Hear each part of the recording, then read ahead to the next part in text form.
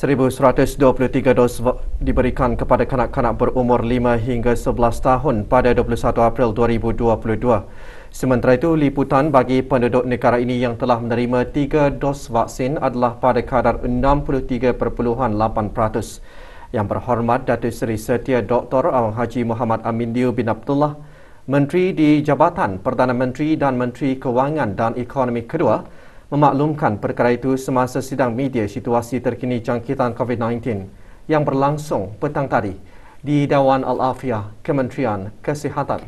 Menyertai sidang media yang berhormat Pihak Orang Kaya Seri Kerna, Datuk Seri Setia Dr. Haji Awang Abu Bakar bin Haji Apong, Menteri Hal Ehwal Dalam Negeri.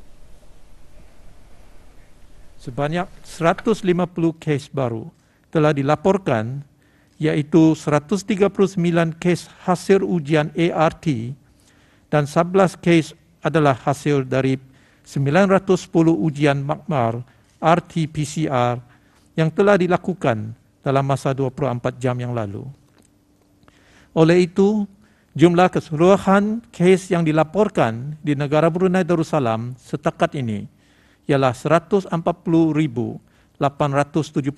kes.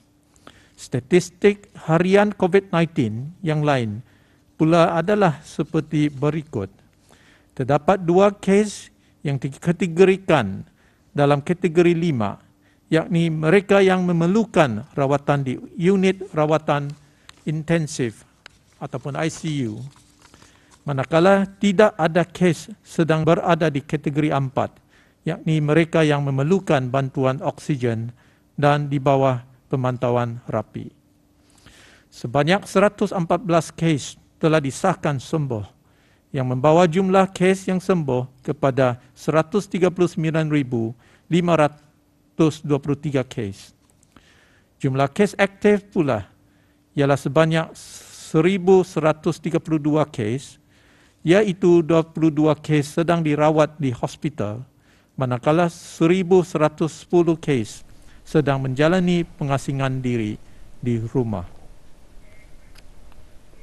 Semasa sidang media, Menteri Hal Ehwal Dalam Negeri memaklumkan pada menjunjung titah perkenan ke bawah Duli Yang Maha Mulia Paduka Seri Baginda Sultan Haji Hassan Al-Bolkiah Muizzuddin Wad Daulah, Ibni Almarhum Sultan Haji Omar Ali Saifuddin Sadul Khairuddin, Sultan dan Yang di-Pertuan Negara Brunei Darussalam.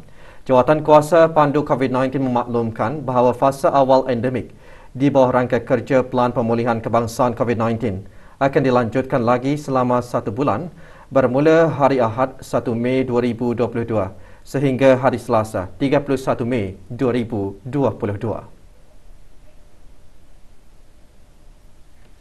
Jawatan Kuasa Pandu COVID-19 juga ingin mengemasskinikan syarat-syarat bagi garis panduan seperti berikut. 1. Semua pegawai dan kekitangan kerajaan ke bawah Duli Yang Maha Mulia Paduka Seri Baginda Sultan dan Pertuan Negara Brunei Darussalam, termasuk mereka yang bertugas di kaunter perkhidmatan dan sebagai petugas barisan hadapan frontliners, tanpa mengira status vaksinasi masing-masing, kecuali yang mempunyai kod BruHealth berwarna ungu, adalah dikehendaki untuk kembali bertugas secara fizikal ke pejabat masing-masing bermula hari Isnin 25 hari bulan April 2022. Dalam pada itu, sektor swasta adalah juga digalakkan untuk melaksanakan garis panduan ini dan ketetapan lanjut adalah tertakluk daripada majikan masing-masing.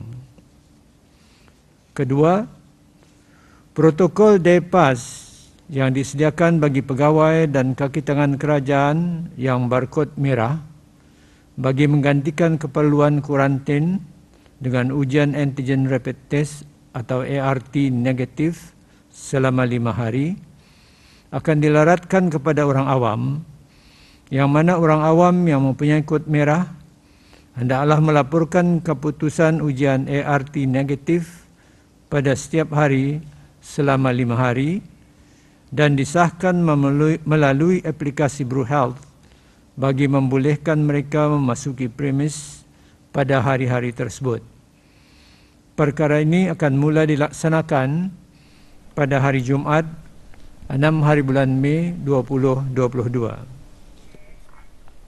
Sidang media juga mendengarkan penjelasan mengenai pengemaskinian syarat garis panduan perjalanan keluar negara yang akan dilaratkan kepada individu berumur 12 hingga 17 tahun bermula 15 Mei 2022. Mengambil kira keberkesanan ujian ART dalam mengenal pasti kes-kes jangkitan aktif di kalangan individu-individu yang berjangkit, seperti mana yang ditunjukkan oleh penganalisaan data, concordance dan negative predictive value, statistik tempatan telah menunjukkan bahawa tidak ada perbezaan dalam risiko jangkitan di antara mereka yang tiba dari negara-negara dalam senarai Travel Green List atau TGL dengan mereka yang tiba dari negara-negara yang tidak termasuk dalam senarai TGL serta penyelarasan dengan protokol kesihatan dalam negara, maka protokol perjalanan rentas sempadan adalah dikemas kini dan akan mula berkuat kuasa pada hari Jumaat 6 hari bulan Mei 2022. Perjalanan masuk tidak mustahak non-essential ke negara Brunei Darussalam melalui udara adalah dibenarkan bagi orang-orang yang telah melengkapkan vaksinasi COVID-19 dari mana-mana negara tanpa memerlukan permohonan Entry Travel Pass atau ETP. Kedua, definisi vaksinasi lengkap dipindah daripada hanya mempunyai 2 dos vaksin COVID-19 kepada telah mendapatkan dos penggalak booster dose, atau jika tidak mempunyai dos penggalak, individu berkenaan hendaklah telah mendapatkan 2 dos vaksin COVID-19 yang mana dos kedua didapatkan tidak lebih dari 3 bulan sebelum tarikh masuk ke negara ini. Ketiga, meniadakan pengkategorian senarai negara TGL dan bukan TGL.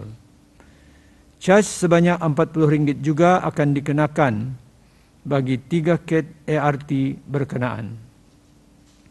Keenam, orang-orang yang belum melengkapkan vaksinasi hanya dibenarkan masuk ke negara ini jika mempunyai pengesahan pengecualian kesihatan bagi vaksinasi COVID-19 dan adalah dikehendaki untuk menjalani ujian ART semasa ketibaan dan ujian RT-PCR pada hari ketiga selepas ketibaan.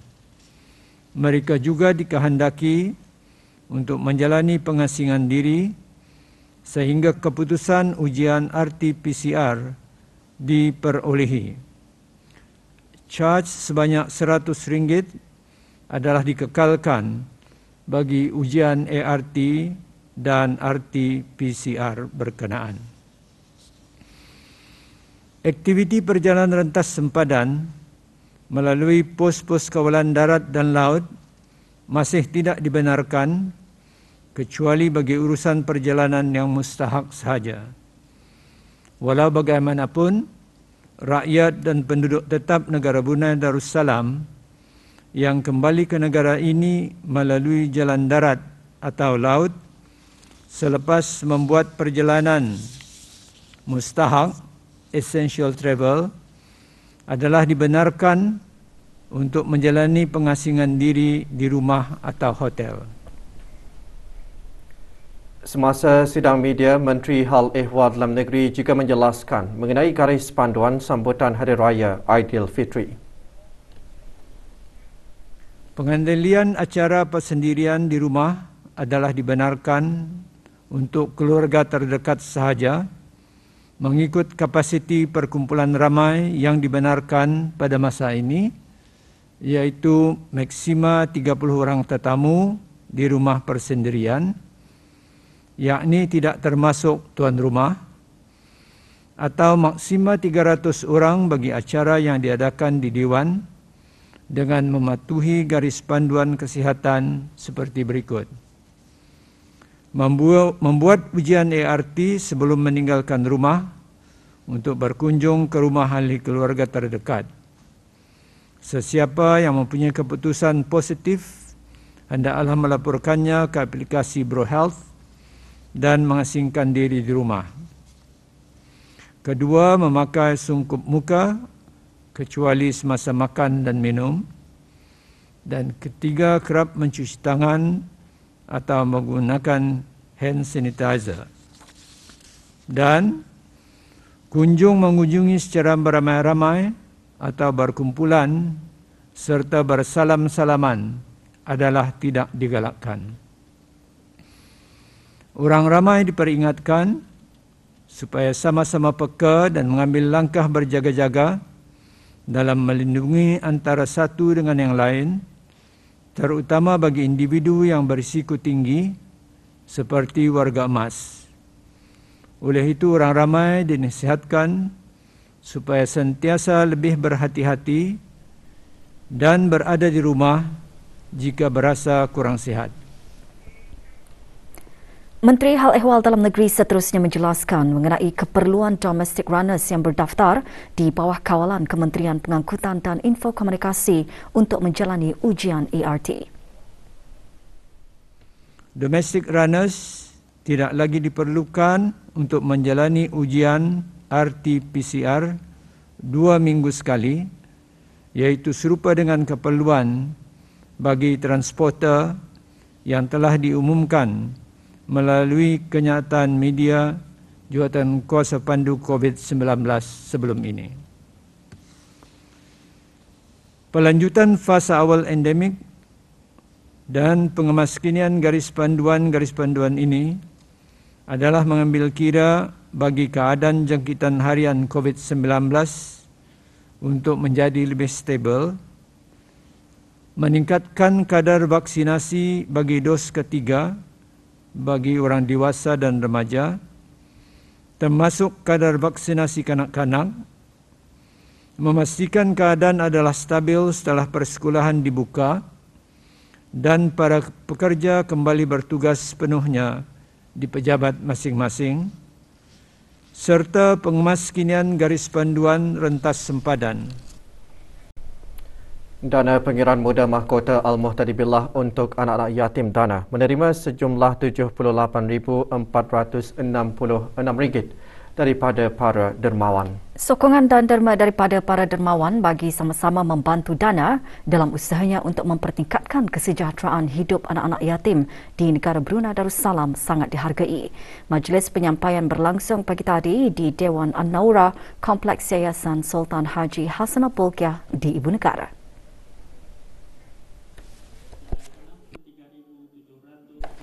Sumbangan-sumbangan tersebut diterima oleh Yang Berhormat Pihin Datuk Laila Raja, Major Jeneral Bersara, Datuk Paduka Sri Haji Awang Halbi bin Haji Muhammad Yusof, Menteri Pertahanan kedua, selaku pengerusi Lembaga Pemegang Amanah bagi pihak Dana Pengiran Muda Mahkota Al-Muhtadi Billah untuk anak-anak yatim.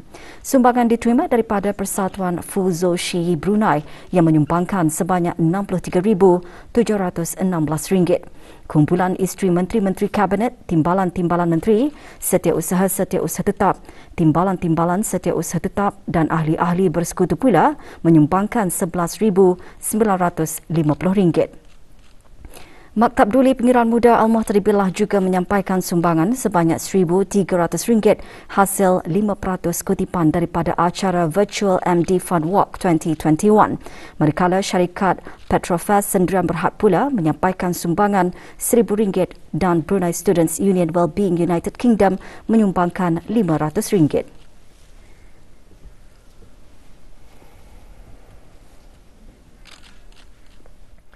Kementerian Pertahanan dan Angkatan Bersenjata di Raja Brunei ABDB mengadakan majlis sambutan Nuzul Al-Quran dan program tahunan Ihya dan jangkauan Ramadan. Majlis berlangsung di semua surau di Kementerian Pertahanan dan Perkhemahan ABDB dengan tumpuan utama di Surau Ar-Rahman, Perkhemahan Lumut, Kelmarin.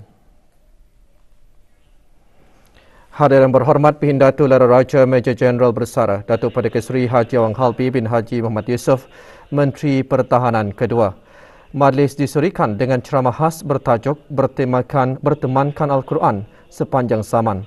Juga hadir Major Jeneral Datuk Seri Pahlawan Haji Muhammad Hazaimi bin Bulhasan, Pemerintah ABDB.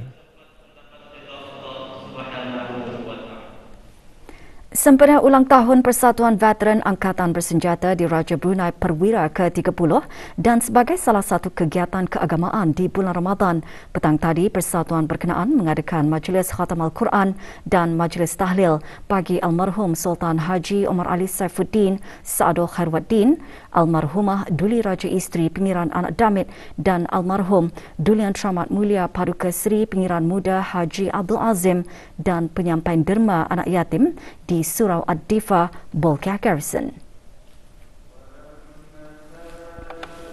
Hadir yang berhormat Pihin Datuk Laila Raja, Major Jeneral Bersara Datuk Paduka Sri Haji Awang Halbi bin Haji Muhammad Yusof, Menteri Pertahanan kedua. Juga hadir Major Jeneral Datuk Sri Pahlawan Haji Muhammad Hazaimi bin Bulhasan, Pemerintah Angkatan Bersenjata di Raja Brunei, ABDB. Majlis Khatam Al-Quran juga diadakan oleh Pantai Jerudong Specialist Centre PJSC di Masjid Al-Amirah Al-Hajah Mariam, Jerudong. Hadir yang berhormat Datuk Seri Setia Dr. Awang Haji Muhammad Amin Liu bin Abdullah, Menteri di Jabatan Perdana Menteri dan Menteri Kewangan dan Ekonomi kedua yang juga pengerusi Lembaga Pengarah PJSC. Majlis diselajurkan dengan penyerahan derma kepada kaki tangan PJSC. Jabatan Pembangunan Masyarakat JAPIM juga menganjurkan Majlis Khatam Al-Quran bagi residen dan penghuni Kompleks Rumah Kebajikan KRK pagi tadi secara maya.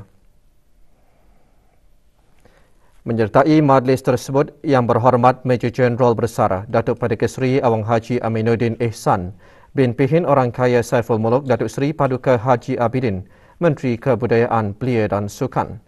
18 residen dan penghuni KRK menyertai majlis tersebut. Kementerian Kebudayaan, Belia dan Sukan meneruskan program Tadabbur Al-Kahfi secara maya awal pagi tadi. Penyertai program yang berhormat Major Jeneral Bersara Datuk Paduka Seri Awang Haji Aminuddin Ihsan bin Pihin Orang Kaya Saiful Muluk Datuk Seri Paduka Haji Abidin, Menteri Kebudayaan, Belia dan Sukan. Program dikendalikan dengan kerjasama Penggerak Belia Minda, Pusat Belia Kuala Belait, Penggerak Belia Impak, Pusat Belia Tutong, Belia Kelab Komuniti Belia Transformasi KKBT, Pusat Belia Bandar Sebegawan dan Belia Permata Hijau, Pusat Belia Tempurung. Tabung Amanah Pekerja TAP mengadakan majlis penyampaian derma khusus bagi anak-anak yatim kalangan warga TAP serta aktiviti lawatan amal dengan mengunjungi 10 buah keluarga kurang berkemampuan di beberapa kawasan di daerah Brunei dan Muara. Rombongan diketuai oleh Yang Berhormat Major Jeneral Bersara Datuk Paduka Sri Awang Haji Aminuddin Ihsan bin Pihin Orang Kaya Saiful Muluk, Datuk Sri Paduka Haji Abidin, Menteri Kebudayaan, Belia dan Sukan selaku pengerusi Lembaga Pengarah TAP. Semasa lawatan tersebut, rombongan menyampaikan sumbangan derma dan barang keperluan asasi harian. Sumbangan adalah hasil kutipan daripada ahli lembaga dan warga kerja TAP untuk persediaan menjelang sambutan Hari Raya Aidilfitri.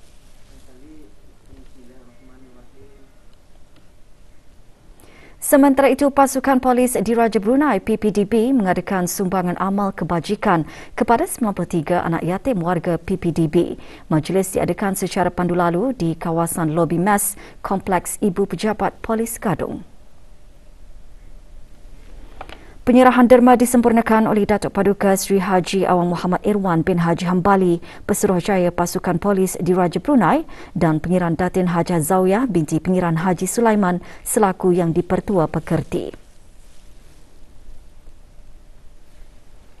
Kebajikan orang yang kurang berkemampuan, anak-anak yatim, warga mas dan fakir miskin diberi perhatian oleh pelbagai pihak dalam membantu meringankan perbelanjaan bagi persediaan menjelang Hari Raya Aidilfitri.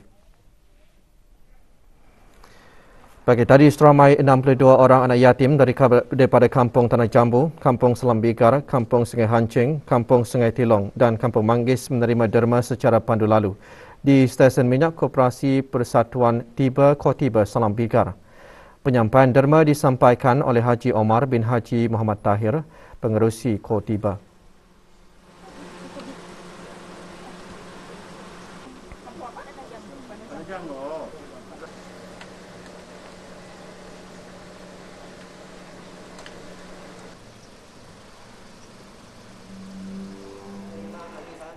Sementara itu, kemarin Pasaraya Orbit Senderan Berhad juga memberikan sumbangan secara pandu lalu kepada 80 anak yatim, warga emas dan fakir miskin.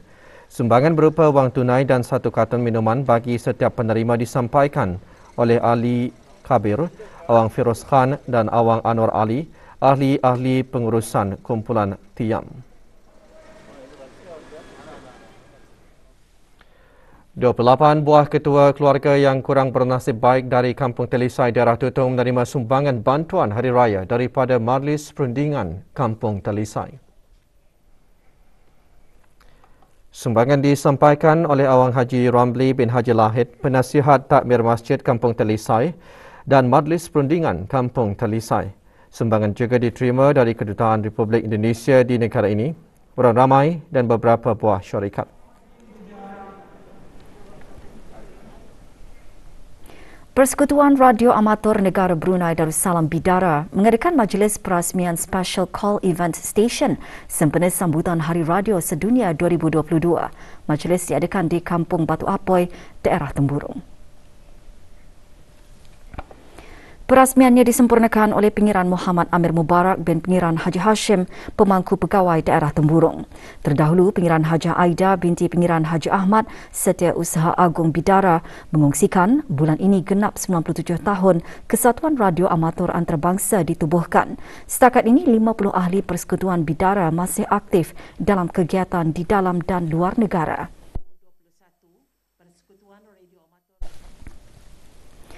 Sebagai umat Islam, kita dituntut dan dianjurkan untuk menghidupkan dan mempertingkatkan amal ibadah di 10 malam terakhir bulan Ramadan dengan mencontohi junjungan besar kita, Nabi Muhammad sallallahu alaihi wasallam. Antara sebab Rasulullah sallallahu alaihi wasallam meningkatkan amal ibadah di malam-malam 10 terakhir bulan Ramadan adalah bagi menyambut kedatangan malam yang lebih baik dari 1000 bulan, iaitu Lailatul Qadar. Perkara tersebut antara yang ditekankan semasa khutbah Jumaat hari ini bertajuk menghidupkan 10 malam terakhir bulan Ramadan. Dalam usaha kita untuk menghidupkan malam Lailatul Qadar, sama-samalah kita mencontohi dan mengamalkan apa yang telah dilakukan oleh Rasulullah sallallahu alaihi wasallam, antaranya dengan beriktikaf, memperbanyak sembahyang-sembahyang sunat, memperbanyakkan membaca Al-Quran, memperbanyakkan zikrullah, memperbanyakkan istighfar, memperbanyakkan berdoa dan memperbanyakkan bersedekah. Bulan Ramadan menjadi bulan yang istimewa bagi sebuah keluarga berbangsa Iban yang telah memilih agama Islam sebagai pegangan hidup mereka. Hadir Abang Haji Rajid bin Haji Muhammad Saleh, Pengarah Pusat Dakwah Islamiah. Kirah anak Lun Yong, 52 tahun, memilih nama Islamnya sebagai Muhammad Syafiq Adam bin Abdullah Lun Yong. Sementara ahli keluarga memilih nama Islam mereka masing-masing. Majlis pengislaman berlangsung di Pusat Dakwah Islamiah. Allah ilaha illallah. Saya masuklah memegang dan beragama Islam.